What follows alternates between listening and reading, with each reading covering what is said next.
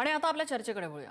मराठा समाजाला आरक्षणाचं संरक्षण देणारा नवा जी.आर. सरकारने 2 सप्टेंबरला काढला आणि ऐन पावसाळ्यात मराठा समाजाने दिवाळी साजरी केली। हैदराबाद गॅझेटनुसार मराठ्यांना आरक्षण मिळणार, एवढ्या वर्षाची मागणी पूर्ण होणार असे कयास मराठा नेते मनात बांधत होते। मात्र प्रत्यक्षात आता 1.5 महिना होत आला तरी सुद्धा ग्राउंड रियालिटी काहीतरी वेगळंच सांगते। ज्या मराठवाड्यातनं हे मराठा आरक्षणासाठीचं आंदोलन सुरू झालं तिथे केवळ 73 अर्ज आलेले आहेत, ज्यापैकी 27 प्रमाणपत्र वितरित करण्यात आलेली आहेत। हे सगळं पाहता काहीतरी चुकतंय, काहीतरी कुणाला तरी खुपतंय। हे नक्की काय कारण असावं? इतक्या कमी प्रमाणात मराठा समाज अप्रोच होतोय आपल्या जी इतक्या वर्षांची मागणी आहे त्यासाठी। मराठा समाजाला या नव्या जी.आर.वर विश्वास नाहीये का? कायदेशीर लढाईमध्ये जी.आर. टिकण्याची शाश्वती नाहीये का? म्हणजे आज सुद्धा सुप्रीम कोर्टामध्ये हैदराबाद गॅझेट संदर्भातली सुनावणी पुढे गेलेली आहे की हा नवा जी.आर. फायद्याचा नाही असं मराठा समाजाला वाटतंय। याच सगळ्याचं उत्तर घ्यायचा आज आपण प्रयत्न करणार आहोत।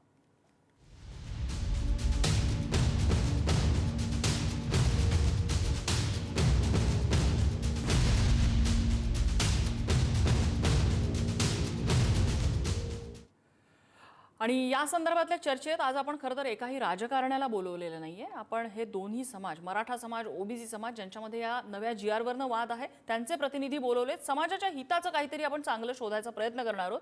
योगेश केदार आहेत आपल्यासोबत, मराठा आंदोलक आहेत, ज्यांचं अगदी पहिल्या दिवसापासून म्हणणं होतं की हा जी.आर. काही कामाचा नाहीये। गंगाधर काळकुटे पाटील आहेत, ज्यांनी स्वागत केलं होतं या जी.आर.चं। इनफॅक्ट काही कॅवेट सुद्धा त्यांनी दाखल केलेले आहेत जर याच्या विरोधात कोणी कोर्टात गेलं तर। आणि आपल्यासोबत आहेत सचिन राजूरकर, ओबीसी महासंघाचे, ज्यांचं असं म्हणणं आहे की या जी.आर.मुळे काही फरक पडणार नाही ओबीसी समाजाच्या आरक्षणाला। सगळ्यांची मतं आपल्याला जाणून घ्यायची आहेत। सुरुवातीला ओबीसी महासंघाचे बबनराव तायवाडे, ज्यांनी ही आकडेवारी मांडली आहे, ते काय म्हणालेत आपण बघूया। 2 सप्टेंबर ते 7 ऑक्टोबर या दरम्यान संपूर्ण मराठवाड्यामध्ये फक्त 8 जिल्ह्यामध्ये 73 अर्ज प्राप्त झाले आणि या 73 मध्ये छत्रपती संभाजीनगर 0, जालना 23, परभणी 11, हिंगोली 5, नांदेड 0, बीड 11, लातूर 10 आणि धाराशिव 13 असे 73 अर्ज आहे। त्याच्यापैकी फक्त 27 लोकांना प्रमाणपत्र निर्गमित केले आणि 46 अर्ज अजून प्रलंबित आहे, म्हणजे त्यांची स्क्रुटिनी सुरू असेल। इथे महत्त्वाचं असं आहे की मी जे आधीपासून म्हणत होतो की या 2 तारखेच्या शासन निर्णयामुळे ओबीसीच्या आरक्षणाला कुठेही धक्का लागणार नाही, ही गोष्ट या आकडेवारीवरून सिद्ध होते आहे। आपण गंगाधर काळकुटे पाटील यांच्याकडे सुरुवातीला जाऊया।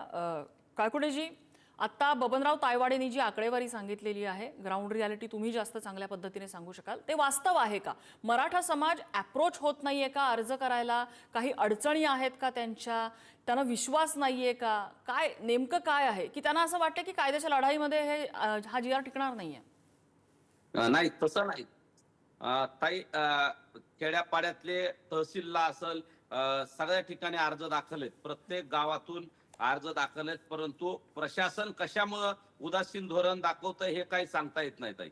परंतु जे वास्तवता तायवाडे साहेबांनी मांडली ती वास्तवता आहे। ते हैदराबाद गॅझेटनुसार प्रमाणपत्र तर देतच नाही प्रशासन, परंतु शिंदे समितीचे ज्या नोंदी आहेत त्याच्यानुसार पण काही तालुक्यात, काही जिल्ह्यात प्रमाणपत्र मिळत नाहीत। अशा रोज 400-500 लोकांचे फोन मला सुद्धा येतात, मनोज दादांना तर कितीतरी पटीने येतात। त्या म्हणजे दादाकडे फोन नाही पण तिथं असणारे आमच्या सहकार्यासोबत, आणि सगळे म्हणतात आम्ही अर्ज दाखल केलेत पण आम्हाला प्रमाणपत्र देत नाहीत। ज्यांचे प्रमाणपत्र मिळालेत, कुणाला शिक्षणासाठी, कुठल्या कारणासाठी व्हॅलिडिटी लागते, व्हॅलिडिटी सुद्धा मिळत नाही। म्हणजे कुणीतरी हे सगळं थोडंसं काय तोंडी थांबवलंय का? किंवा ओबीसी समाजाचा, ओबीसी नेत्यांचा दबाव आहे का या सगळ्या प्रशासनावर? किंवा ओबीसी उपसमितीचे जे अध्यक्ष आहेत आणि महसूल मंत्री आहेत त्यांनी काही तोंडी सूचना दिल्यात का की ओबीसीच्या भावना सध्या तीव्र आहेत, निवडणुकाचं वातावरण आहे, त्या पार्श्वभूमीवर काही सध्या काही थांबवायची काही प्रक्रिया सरकारकडनं किंवा प्रशासनाकडनं आहे का? तर हे सगळे प्रश्न आमच्या सुद्धा मनात आहेत ताई, पण मला वाटतं हे सगळं प्रशासन करतंय। प्रशासनातले काही अधिकारी ते सर्वसामान्य माणसाची कामं फुकट करत नाहीत, कुणाला लक्ष्मी दर्शनाची अपेक्षा असते, त्याच्यामुळेही काही ठिकाणी प्रमाणपत्र अडवल्याची, व्हॅलिडिटी अडवल्याची अनेक तक्रारी आणि उदाहरणं आमच्याकडे आलेले आहेत। त्याच्यातून तर हे होत नाही ना, हा एक सगळ्यात मोठा प्रश्न आमच्याकडे आहे।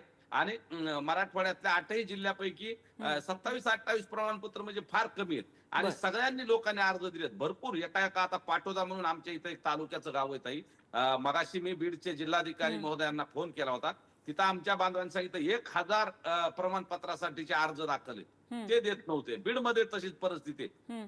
जिथं जिथं एसडीएम कार्यालय आहेत, प्रमाणपत्र देणारे जे अधिकारी आहेत, ते का असं करतायत आम्हाला कळत नाही, किंवा त्यांचे खालचे अधिकारी किंवा जाणून बुजून काही हे मुद्दाम करतायत का. पण म्हणजे असं आता आम्हाला सुद्धा तायवाडे जे समजतं. म्हणाले की 73 अर्ज आलेत आणि त्यापैकी 27 प्रमाणपत्र दिलेली आहेत, तर तुमचं असं म्हणणं आहे की अर्ज पण हजारो येत आहेत पण प्रमाणपत्र फक्त 27 आहेत.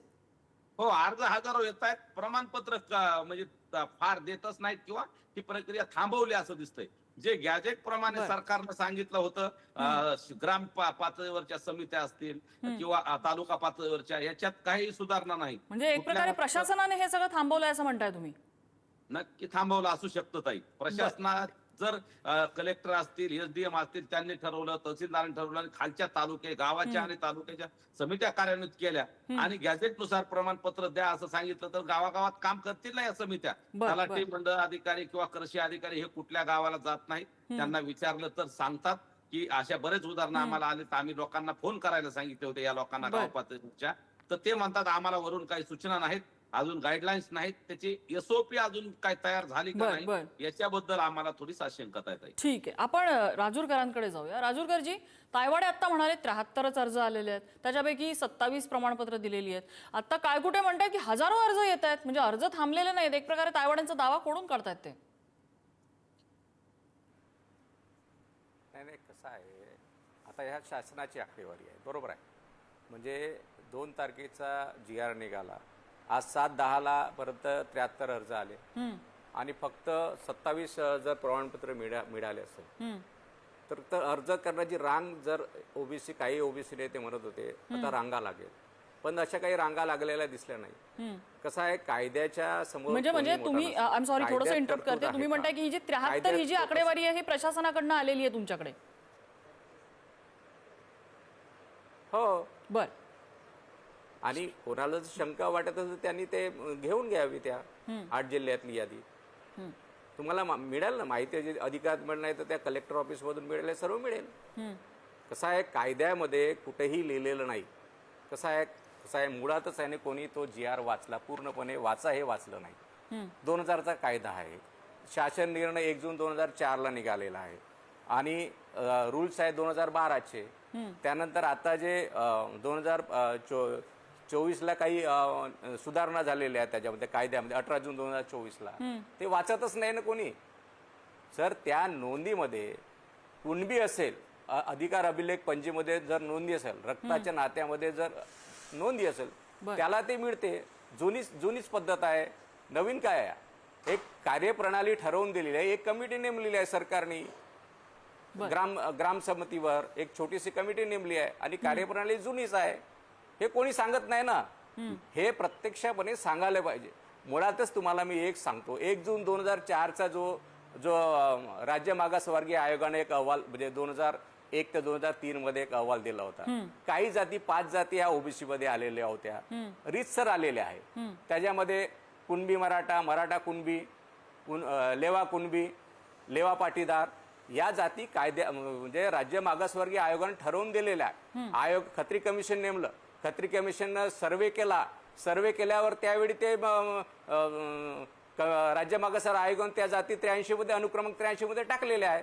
हे वाचतच नाही कोणी. हे जे 2 सप्टेंबर 2025चा जो GR काढलेला आहे त्याचे वाचा हे लिहिलं आहे, ते कोणी वाचत नाही. म्हणजे म्हणून हवे हे पूर्णपणे वाचलं पाहिजे. कायद्यात काय, कायद्यात जर सुधारणा झाली असली तर आपण म्हणू शकलो असतो यांना मिळते, पण कायद्यामध्ये कोणतीही दुरुस्ती नाही आहे. म्हणून माझा सरळ प्रश्न आहे, जोपर्यंत कुणबी नोंद असू शकणार नाही त्यांना कोणतेही प्रमाणपत्र मिळणार नाही. म्हणून अजूनही काही लोकांनी अर्ज केले नाही. ज्यांनी ते आज 27 प्रमाणपत्र मिळाले आहे त्यांची नोंद हे कुणबी म्हणून होती, म्हणून त्यांना ते प्रमाणपत्र वितरित झालेले आहे. बरं, योगेश केदार, तुम्ही ह्या GRला विरोध करत आलेला होता, किंबहुना GR काही फायद्याचा नाही असा तुमचा अप्रोच होता. अगदी दुसऱ्या दिवशी तुमची प्रतिक्रिया आलेली होती, तुम्ही फाईट करत होता GR सरकारने मागे घ्यावा, सुधारावा म्हणून. आता ही जी आकडेवारी समोर येते त्याच्याबद्दल तुमचं काय मत? म्हणजे तुम्ही फिरत असाल मराठवाड्यामध्ये, तर तिथे काय परिस्थिती दिसते तुम्हाला? हे बघा, मी दुसऱ्या दिवशी त्या GR संदर्भात बोललो असं नाही, तर त्या क्षणाला आझाद मैदानावरती बोललो. कारण हे जी काही वाचण्याची जबाबदारी दिली होती मनोजदादा जरांगे पाटलांनी, ती माझ्या हातात दिली होती. आणि वाचल्याच मला लक्षात आलं की या GR मधून मराठवाड्यातल्या 8,500 गावापैकी ज्या 7,000 गावांमध्ये कुणबी नोंदच नाही अशा लोकांना हा जी आर तितकासा न्याय देऊ शकत नाही आणि ज्यांच्या नोंदी आहेत त्यांना हा आरक्षण घेण्यापासून आधीचाच कायदा रोखू शकत नाही। या जी आरचा काही त्याचा तसा उपयोग नाही असं मी त्याही वेळेस मनोजदादांना सांगितलं होतं। तो आता इतिहास महाराष्ट्राला सगळ्याला कळालेला आहे। माझं असं एक म्हणणं आहे की मराठवाड्यापासून सुरू झालेलं हे आंदोलन परत मराठवाड्याच्या मागणीपर्यंत झालेलं आहे। मधल्या काळामध्ये जे काही सगळे सोयरीचे विषय आला त्यात आमचा 1 वर्ष 1.5 वर्ष वाया गेला। परत आम्ही त्याही वेळेस म्हणत होतो की एका जातीसाठी म्हणून असं आपल्याला काही करता येणार सगळे सोयरीच्या संदर्भानं करत असेल तर ज्या ओबीसी मधल्या जाती आहेत म्हणजे कुणबी आहेत मग त्यात माळी आहे सुतार आहे त्यांच्या सगळ्या सोयऱ्याचा निर्णय केला तर मराठी आपोआप कुणब्याचे सोयरे होणार आहेत। मराठी आपोआप कुणब्याचे सगळे होणार आहेत। तर आपण जर त्याही वेळेस आमचं गणित चुकलं आमचं ऐकलं गेलं नव्हतं। आता हे आमचं ह्या जी आरच्या संदर्भानं ज्यावेळेस वाशी मधल्या आम्ही सांगत होतो पण आताही आमचं म्हणणं काय आहे की बाबा बाळा आताही आमचं म्हणणं होतं की ह्या जी आरच्या माध्यमातून नोंदी नसणाऱ्या मराठ्यांना आरक्षण मिळणार नाही। आता ती परिस्थिती सध्या लक्षात यायला लागलेली आहे। अनेक लोकांनी आज विखे पाटलांना सुद्धा अडवलं मराठवाड्यामध्ये की बाबा हा जी आर फसवा आहे आणि हा जी आर फसवा आहे मी आझाद मैदानाला सांगत होतो। आता लोक म्हणाले की आम्हाला नोंदीच काढता येणं झालेल्या आहेत आणि ह्या जी का आकडेवारी काल बबनराव तायवाडे साहेबांनी जाहीर केली सांगितली त्यामध्ये काही अंशी सत्यता आहे। शासनाकडे अर्जच मराठी करत नाही त्याचं कारण आहे मराठ्यांना लक्षात आलेलं आहे की आपण 2001च्या कायद्यानुसार ही प्रक्रिया पूर्ण करायची। माझा माझ्या आता मी स्वतः मॅडम जे मी ओबीसी झालेला आहे माझं कुणबी नोंदी निघालेल्या आहेत। आम्हाला ती रीत माहिती आहे ती पद्धती माहिती आहे आमच्या पूर्वजांची कुठेतरी नोंद सापडली आम्हाला आणि त्या नोंदी घेऊन आम्ही ती वंशावळ जुळवली आणि आम्ही आज प्रमाणपत्रासाठी अप्लाय केलं आणि आम्हाला शासनानं कसलीच न थांबवता आम्हाला ते प्रमाणपत्र इश्यू केलेलं आहे। आता समजा आमच्या काही कारणानुसार आम्ही उभा राहिलो तर आमची वंशावळ जुळती आम्हाला तो माहिती आहे कायदा पाठ झालेला आहे त्यामुळं आम्हाला ते आरक्षण मिळणार आहे। परंतु हैदराबाद गॅझेटियरच्या नावानं जे काही केलंय त्याच्यावरनं जे काही राजकारण सुरू आहे राज्यामध्ये ते महाराष्ट्राच्या हिताचं नाही। आमची एकही नोंद म्हणजे थोडक्यात हा नवा जी आर काही कामाचा नाहीये। नाही जी आर कामाचा आहे किंवा नाही त्याचा फायदा जर होत नसेल तर तो काही त्याचा अर्थच नाही ना। 2000 अर्थ तोच म्हणजे काही फायद्याचा नाहीये काही कामाचा नाहीये मराठा समाजाला। हा मग आता शिंदे समितीच्या माध्यमातून ज्या नोंदी सापडतील त्याच नोंदीच्या लोकांना मिळणार आहे। या जी आरचा तशा अर्थानं जेवढा काय आम्ही एक्सपेक्ट करतो तेवढा नाही। हा काही प्रक्रिया सुलभ होतील तो पार्ट वेगळा आहे तो कालांतरानं होईल पण माझं एक म्हणणं आहे मॅडमजी की ज्या पद्धतीने आरक्षण संपलं या जी आरच्या माध्यमातून संपलं म्हणत होते मुद्दा लक्षात आला। काळकुटेजी ज्या वेळेला हा जी आर आला त्यावेळेला आपल्याला आरक्षण मिळाल्याच जमा आहे अशा पद्धतीचा आनंद व्यक्त केला गेला होता आणि साहजिक आहे इतक्या वर्षाची मागणी असल्यानंतर तो आनंद तसा व्यक्त होणारच आहे। पण प्रत्यक्षात जिथे दाखवलं गेलं की आपल्याला आता आरक्षण मिळालंय ग्राउंड रियालिटी तशी नाहीये। आता योगेश केदार तेच सांगतायत राजू रकर तेच सांगतायत त्यांचं असं म्हणणं आहे की टेक्निकॅलिटीज त्याच्यामध्ये एवढ्या आहेत की लोकांना अर्जच करता येत नाहीये। बरोबर आहे ताई थोडस कसं आहे ही अडचण तयार झाली पण त्यावेळेस राज्याचे 5-5, 6-6 मंत्री स्टेजवर येतात। राज्याच्या आरक्षण उपसमितीचे अध्यक्ष असलेले विखे पाटील साहेब तिथे येतात आणि सांगतात की हैदराबाद गॅजेट लागू केलंय सातारा गॅजेट महिनाभरात लावणार आहेत। मग त्यांच्यावर विश्वास ठेवावा लागत आंदोलकाने आशावादी असलं पाहिजे आंदोलकांना सरकारवर विश्वास ठेवावा लागतो आंदोलकांनी विश्वास ठेवावा। योगेश भाऊ तुम्ही एकटे म्हणत होते पण तिथे असणारे बाकीचे अभ्यास योगेश केदार मी आपल्याला वेळ देते आपण त्यांचं म्हणणं ऐकूया। दोघांनी एकमेकांना इंटरप्ट केलं तर मुद्दा कुणाचाही लक्षात नाही येणार। काळकुटेजी बोला योगेश केदार मी आपल्याला वेगळा वेळ देते। योगेशजी जिथं काय तिथं तुम्ही होते ठीक आहे तुम्ही एकटे बोलले पण बाकीचे सगळे म्हणत होते की हे बरोबर आहे त्याच्यामुळे मग ते बहुमताचा निर्णय म्हणून मनोजदादांनी त्या बाकी सगळ्यांचं ऐकलं आणि तो निर्णय झाला। पण आता काल परवा आपण तुम्ही होते विखे पाटील साहेबांकडे आयोगाने आपली भेट झाली योगेशजी तर मला सांगा तिथं विखे पाटील साहेब म्हणत होते थोडासा वेळ द्या आम्हाला अतिवृष्टी होती पावसानं शेतकऱ्यांना फार नुकसान झालंय जीवन मरणाचा प्रश्न शेतकऱ्याच्या सर्वसामान्य माणसाचा तयार झाला त्याच्यामुळे आम्हाला त्यात वेळ देता आला नाही। ते जर तलाठी आहेत ग्रामसेवक आहेत किंवा कृषी सहाय्यक आहेत ते पंचनाम्यासाठी होते त्याच्यामुळे थोडा वेळ लागणार आहे असं आपण अजून सरकारला वेळ देऊ। आता एवढा 1-1.5 महिना दिलाय आणि मनोजदादांनी किंवा मराठा समाजाने आपली भूमिका पार पाडली आंदोलन केलंय आणि सरकारनं जी आर दिलाय तर तो सरकारनं कोर्टात सुद्धा टिकवायची जबाबदारी त्यांची त्याची अंमलबजावणी करण्याची जबाबदारी सरकारची आणि प्रशासनाची आहे। आंदोलक म्हणून मनोजदादांनी मराठा समाजाने आपलं काम केलंय आणि सरकारनं तिथे येऊन सांगितलंय, अधिकृत मंत्र्यांनी सांगितलंय की हैदराबाद गॅजेटच्या नोंदीनुसार मराठ्यांना आरक्षण मिळेल, असं तिथं विखे पाटील साहेबांनी सगळं सांगत असताना मग तिथं मनोजदादा असतील किंवा आपण सगळ्यांनी विश्वास ठेवला. योगेशजी बोलत होते, ठीक आहे, आता त्यांचं म्हणणं त्यावेळेची परिस्थिती तिथं ते एकटे बोलत होते की फारसा फायदा होणार नाही आणि बाकीचे बोलत होते फायदा होईल. मग ते मनोजदादा त्या सगळ्यांचं म्हणणं ऐकलं. त्याच्यामुळं त्यात आता जास्त कुणाला दोष देण्यापेक्षा आपण पुढे जाऊ, थोडासा आणखी वेळ देऊ सरकारला. 15 दिवस महिना जर अतिवृष्टीत गेला असेल तर पुढचा 1 महिना आपण बघू, सकारात्मकपणे बघू, सरकारला वेळ देऊ आणि अजून काय लोकांना अर्ज करायला सांगू. जी समित्या आहेत तालुक्याच्या गावाच्या त्याचं प्रशिक्षण गाव लेवलला घ्या असं बोलू आपण विखे पाटील साहेबाला आणि सरकारला मुख्यमंत्री साहेबाला बोलू. एक ठराविक वेळ देऊ, जर नाही दिला तर मग पुन्हा आपल्या आंदोलनाचे मार्ग आहेत असं मनोजदादांनी सांगितलं. म्हणजे थोडक्यात 2 तारखेचा जो GR आलेला आहे तो अपूर्ण आहे, म्हणजे या घडीला बासनात बांधून ठेवण्या पलीकडे त्याची उपयुक्तता नाही. त्यात नोंदी काहीतरी असल्याशिवाय. सुधारणा होतील ना ताई. योगेशजींनी सांगावं किंवा अनेक काही लोकांनी पुढे येऊन सांगावं. तिथं स्टेजवर विखे पाटील साहेबांनी सांगितलंय, सगळ्या मंत्र्यांनी सांगितलंय, या दुरुस्त्या करायच्या असतील तर करू.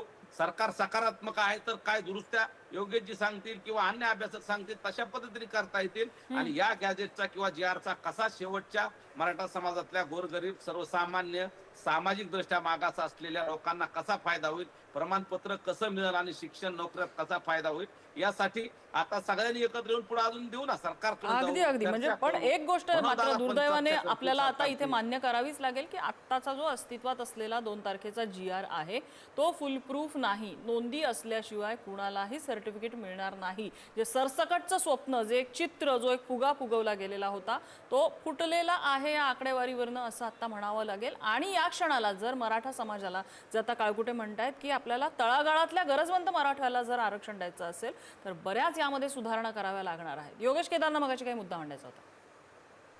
हे बघा, मनोजदादांना आणि गंगाधररावना असं वाटत असेल की योगेश केदार हे माझा विरोध करायला लागलेले आहे, पण असं नाही. मराठा समाजाचा इतिहास फार मोठा आहे, आरक्षणाच्या चळवळीचा इतिहास मोठा आहे आणि हा समाज अत्यंत प्रगत.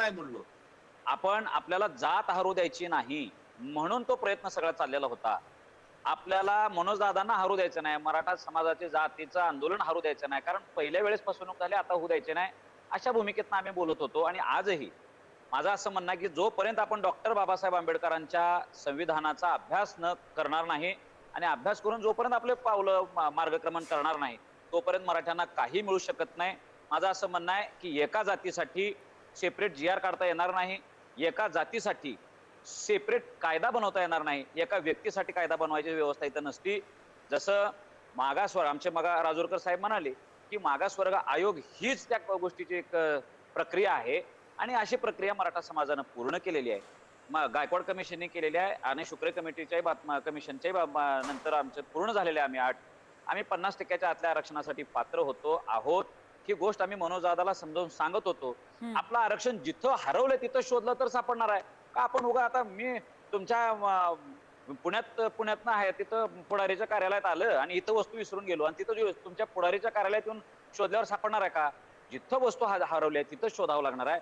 म्हणून मग ते मी 23 मार्च 1994चा GR महाराष्ट्राच्या समोर आणलेला होता. हा अभ्यासांती जे काय आम्ही लोक म्हणतोय ही गोष्ट आता जरांगे पाटील मान्य करायला लागलेले आहेत. पण मी मराठा समाजाला विनंती करतोय की आम्ही लोक बोलतोय म्हणजे जातीच्या विरोधात नाही. आमचं असं म्हणणं आहे की ओबीसीना मराठ्यांना विश्वासात घेऊन काम करू ना. जरांगे पाटलांनी सुद्धा मराठ्यांच्या काही चांगल्या प्रगल्भ लोकांना विश्वासात घेतलं पाहिजे. असं एककली वागलं नाही पाहिजे. म्हणून जरांगे पाटलांनी प्रत्येक वेळेस तुम्ही स्वतःच खरं करण्याच्या नादात प्रत्येक वेळेस माझ्याच पुढे कोणीच गेलं नाही पाहिजे या वृत्तीमुळे मराठ्यांची पिछाट व्हायला लागलेली आहे. मी मनोजदादांना बोललोय, तुम्हाला सगळ्या महाराष्ट्रात जाहीर बोलतोय, या अशा पद्धतीने चालणार नाही. छगन भुजबळांना आरोग्यावर बोलून चालणार नाही. त्यांना आपण मुद्दे खोडून आपल्याला त्यांना बोलावं लागणार आहे. त्यांना लोळवारता येऊ शकते. कुणीही नेता असेल, मग तो हाके असतील, छगन भुजबळ असेल, काय असतील, या कुणीही जर असेल मुद्दा त्यांचा मुद्द्यानं खोडला पाहिजे. कुणाला तरी तो येवल्याचा तो असा आहे, तो चोर आहे आणि हा वायन त्या वायन असलं अलिबाबा वगैरे असलं बोलून चालणार नाही. मनोजदादाला माझी विनंती आहे, मी मराठा समाज म्हणून एक रिस्क घेऊन मी प्रत्येक वेळेस माझं राजकारणावर पाणी सोडून मी ह्या सगळ्या गोष्टी बोललोय. माझी विनंती आहे, कारण समाजाची तळमळ आमच्यासारख्या तरुणांना आम्ही दिवस रात्र कष्टा खाल्लेले आहेत आणि मनोज जरांगे पाटलांना माहिती आहे. त्यांच्यासाठी आम्ही अनेक गोष्टी अंगावर घेतलेल्या आहेत, महाराष्ट्राला अंगावर घेतलेला आहे. मनोज जरांगेंच्या तुम्ही जवळ असाल, तुम्ही वैयक्तिक भेटून तुम्ही तुमचं जे मन आहे त्यांच्याकडे तुम्ही मोकळं करू शकता. अगदी मला यायचं राजूरकरांकडे. मी तुम्हाला थांबवत नाहीये, पण तुमचं मन तुम्ही अधिक त्यांच्याकडे पर्सनली जास्त चांगलं मोकळं करू शकाल. योगेश केदारजी, राजूरकरजी, ओबीसी समाजाचा आजही महाएल्गार आहे. काही दिवसांपूर्वी वडेट्टीवारांच्या नेतृत्वात झालेला होता. ओबीसी समाजामध्ये फूट पडते या मुद्द्यावरनं. जर तुम्ही सांगताय त्या पद्धतीने ओबीसींवरती काही परिणाम होणार नाही, आरक्षणाला धक्का लागणार नाही, आकडेवारी तसंच सुचवते, मग ओबीसींमध्ये एवढी फूट का पडते? आणि कसं आहे, वेगवेगळ्या जातीचे लोक असतात ओबीसीमध्ये, 425 जातीचे आहेत. तर 425 जातीचे वेगवेगळे नेते असू शकतात, त्यांचे मन वेगळे असू शकतात. पण कसं आहे, जातीला आरक्षण नाही, प्रवर्गाला आरक्षण हे मुळातच समजून घेतलं पाहिजे. आणि यात झालं असं, सर्वांना असं वाटते का मग माझं नेतृत्व मोठं, याच्यामध्ये ओबीसी समाज मागे गेलेला असं मला म्हणायचं आहे. काय झालं, आम्ही नागपूर येथे संविधान चौकामध्ये साखळी उपोषण बसवलं होतं. आम्ही ओबीसीच्या 14 मागण्या घेऊन बसलो होतो. सरकारने आम्हाला पाचारण केलं. आमच्या ज्या 14 मागण्या होत्या, तो सगळा क्रम हा अख्ख्या ऐकून महाराष्ट्राच्या घेतल्या. नजरेसमोर आणि आहे. दुसऱ्या दिवशी अख्ख्या महाराष्ट्राच्या समोर तो क्रम आहे. मात्र तरी सुद्धा ओबीसी समाज हा मोठ्या नाही, आमच्या संख्येने मागण्या विभंगला गेलेला आहे. आता चित्र मागे तसं पडल्या ना. दिसतंय. नाही, ते त्याच्यात राजकारण आहे. कसं आहे, त्याच्यात राजकारण आहे. सरळ सरळ सांगतो, राजकारण आहे. कोणाला न्याय द्यायचा आहे का हा सर्वांनी ठरवायचा आहे. सरळ सरळ आता योगेश जे म्हणतायत का भाई GR मुळे काही फरक पडणार, आम्ही तेच म्हणतो. काडकोटे आता आहे तर कबूल पण केलं. मग तुम्ही त्या त्यांना तर काडकोटे मंचावरती कबूल केलं. न जाणं आम्हाला हा पुन्हा पर्याय आंदोलन करावं घेण्यापेक्षा त्या लागेल. मंचावर जाऊन तुम्ही समजावू शकता, संवाद साधू शकता ओबीसी समाजाशी. आमचे मतभेद आहेत, मनभेद नाही, नाही, कसं तसं आहे तायवाडे सांगतायत. आम्हाला नाही बघा आम्हाला 4 तारखेला आम्हाला सरकारने पाचारण केलं होतं मुख्यमंत्री साहेबांच्या मीटिंगमध्ये, बरोबर आहे. त्यावेळी त्या काही संघटना म्हणजे इथे जे काही लोक होते नागपूरमध्ये, त्यांनी आमच्या संघटनेचा जाहीर निषेध केला. आम्ही कसं काय जाणार? ते असं त्यांनी असं म्हटलं की बा ते येत असेल तर आम्ही जाणार नाही. ठीक आहे. मग कसं काय जाणार? ओबीसीना घाबरवलं जातं आणि तुम्ही सांगा ना, राजकारण कसं केलं काय जातं. ठीक जाणार? आहे, माझी आय एम सॉरी, मला इंटरप्ट करावं लागेल, माझी वेळ संपत आली आहे. पण तुमचा मुद्दा 100% लक्षात आला. माझं तर सरळ म्हणणं आहे का 100% राजकारण बरं, केला ठीक आहे. मला अगदी शेवटचा प्रश्न खूप धाडसाने काळकुटेनं विचारायचा आहे. थोडा अडचणीचा प्रश्न आहे. हैदराबाद गॅझेट ज्याच्या आधारावरती हे सगळं बसलेलं आहे ते आहे 1918 सालचं. 1918 सालची परिस्थिती आणि आत्ताची परिस्थिती न्यायालयाच्या दृष्टीने, कोर्टाच्या दृष्टीने ह्याचा मेळ कसा घालणार? दुसरी गोष्ट, काही इतिहासकारांचं असं म्हणणं आहे की त्यावेळेला हैदराबाद गॅझेट असं काही नव्हतंच. एक इंडिया गॅझेट होतं ज्याच्यामध्ये काही प्रोव्हिन्शियल गॅझेट्स होती.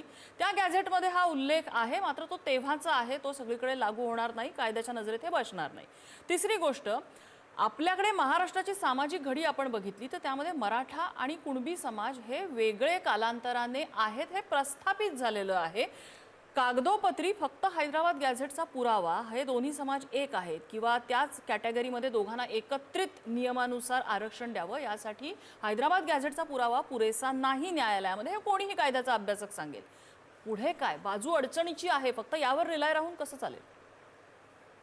ताई, तुम्ही म्हणताय ते मुद्दे अतिशय रास्त आहेत, त्याच्यावर काहीतरी मार्ग काढावा लागणार. त्यावेळेस जे गॅझेट आहे त्याच्यात लोकसंख्येच्या नोंदीत आता बीड जिल्ह्यामध्ये 39% मराठा दाखवले त्यावेळेस, आणि जे एकूण लोकसंख्येच्या, मग आता पण तेवढेच असायला पाहिजे. लोकसंख्या उलट वाढत गेली, मग ते 39% कुठं आहेत? बीड जिल्ह्यात तर आता 1,63,000 प्रमाणपत्र निघले. मग बाकीचे जे मराठा आहेत तेच कुणबी होते असं म्हणता येईल. पण त्याला थोडस वैयक्तिक, योगेशजी बोलले त्याप्रमाणे किंवा तायवाडेजींचे ते आपले भाऊ आहेत त्यांना पण माहिती आहे, वैयक्तिक ज्यावेळेस व्हॅलिडिटी किंवा प्रमाणपत्र घ्यायचं आहे त्यावेळेस राजूरकर साहेबाला माहिती आहे वैयक्तिक अडचणी येणार आहेत. प्रश्न अडचणीचा आहे, किचकट आहे थोडा, पण आता मार्ग काढून पुढे जावं लागणार. एवढं मोठं आंदोलन झालंय, याच्यात सरकारची कसोटी, आमची कसोटी, आणि ओबीसी आणि मराठा समन्वय साधून सरकारला काहीतरी करावं लागेल. असं एक थोडस आपल्याला करावं लागेल. आणि याच्यात कसं 50%च्या आत कुणबी म्हणून मराठा कुणबी एक आहेत, अनेक संदर्भ आहेत. योगेशजीला माहिती आहे, यांना राजूरकरजीला माहिती आहे, तुमच्याकडे पण सगळा डाटा आहे. हे सगळं एकच आहेत, परंतु आता ते सिद्ध कसं करायचं प्रशासनापुढे आणि कायद्याच्या नजरेत बसणारं ते एक व्यवस्थित प्रपोजल दिलं पाहिजे की याच्या अंडर आम्हाला आरक्षण हवंय. आरक्षणाचा मुद्दा गहिरा आहे, समाजाच्या भावनांशी खूप वेळ खेळून चालणार नाही, कारण नाहीतर त्याचा परिणाम सामाजिक स्वास्थ्य बिघडण्यावरती होत असतो. एक गोष्ट आहे की हे प्रश्न आहेत, आम्ही विरोध नाही करत आहोत कुठच्याही GRला, हे प्रश्न आहेत जे साहजिक उपस्थित राहिलेले आहेत. आम्ही 57 लाख नोंदी शोधल्या असं ज्यावेळेला सरकार सांगतं त्यावेळेला प्रत्यक्षात सर्टिफिकेटची संख्या जर 3-3.5 हजार किंवा 4,000 5,000 एवढीच असेल तर तिथे प्रश्न उपस्थित होतो का? बाकीच्यांचं काय झालं? ज्या वेळेला हजारो बांधव आम्हाला सर्टिफिकेट हवंय, कुणबी नोंदी नव्या GR प्रमाणे हव्यात म्हणून जर अप्रोच होत असतील, पण त्यापैकी जर फक्त 73 अर्ज दाखल करून घेतले जात असतील, ज्याच्यापैकी 27 जणांना जर सर्टिफिकेट मिळत असेल, तर का? हा प्रश्न उपस्थित राहतो, जो फक्त आम्ही मांडायचा प्रयत्न केलाय. अपेक्षा आहे की सरकारकडनं या प्रश्नांची उत्तरं लवकरच मिळतील, समाजाचं समाधान होईल आणि एक भीती किंवा नैराश्य येऊ पाहतंय ते येणार नाही आणि सामाजिक स्वास्थ्य कायम राहील याची काळजी सरकारनं घेणं अपेक्षित आहे. चर्चेसाठी सगळ्यांनी वेळ दिला, सगळ्यांचे आभार. आजचा धोळा इथेच थांबतोय.